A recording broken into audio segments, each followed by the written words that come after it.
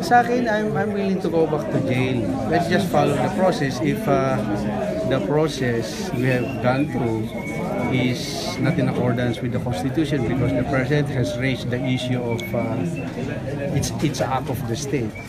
So dapat hindi siya dinelegate sa secretary.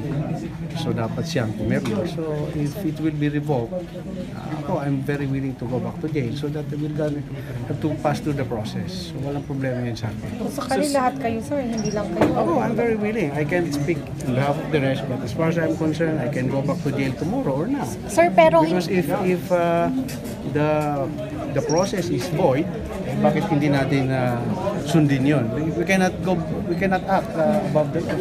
sir, hindi po ba kaya malakas yung loob nyo sabihin yan in a way kasi alay naman kayo ni President That's your Duterte? opinion. Hindi po yun yung Hindi tingin po, ninyo? come on, I've been to jail 6 times already, so don't tell that.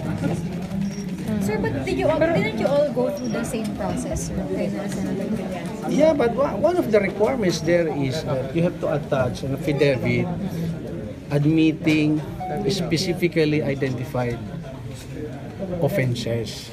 So attachment po yung affidavit of admission of guilt.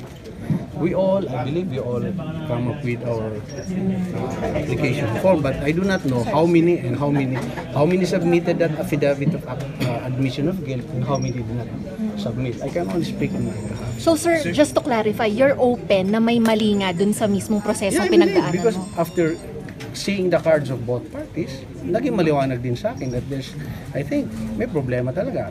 If we all agree that act of pardon and amnesty is an act of the state and it cannot be delegated to another official except the president, then may problema talaga.